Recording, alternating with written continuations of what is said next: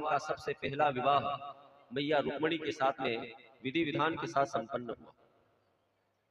भगवान जब विवाह करके अपने द्वारिकापुरी में प्रवेश किए, समय आने पर भगवान के एक बालक का जन्म हुआ, जिस बालक का नाम था प्रद्युम्न।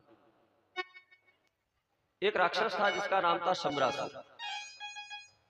वो जानता था कि मेरी मृत्यु भगवान के प्रथम बालक से, भगवान के प्रथम पुत्र से मेरी मृत्यु होगी।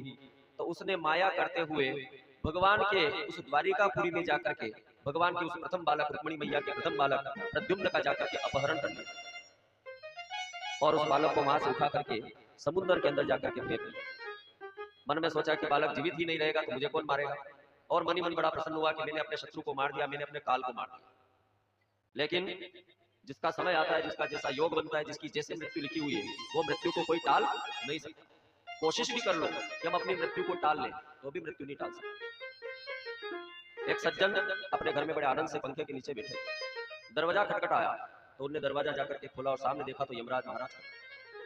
वो घबरा गया, उसने विचार किया कि ये तो स्वयं यमराज है और आज मेरी मृत्यु आ चुकी है, क्या करें, कुछ विलंब करें, कुछ हो सकता हो तो कुछ प्रयास, क्योंकि होशियारी लगाई जाए कुछ, और हो सके मृत्यु टल जाए।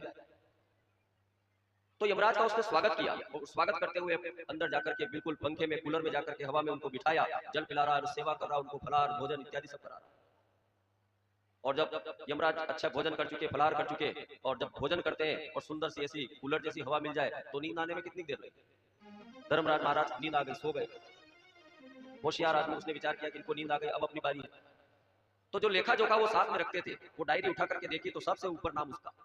उन्हें विचार किया जो नाम ऊपर है अड़ती अपना नंबर आया, जो नाम यहाँ रह नहीं रहा तो अपना नंबर नहीं आया।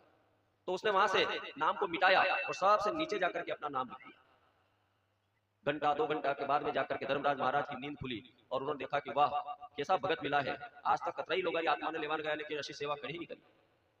भक्त के ऊपर प्रसन्न हो गए, भक्त से कहा कि तेरा नंबर आ गया। उसने कहा कि प्रभु महाराज मेरा नंबर तो आ गया, कोई बात नहीं, लेकिन आपकी डायरी चेक कर लो, कभी मन में कहीं गड़बड़ तो नहीं हुई।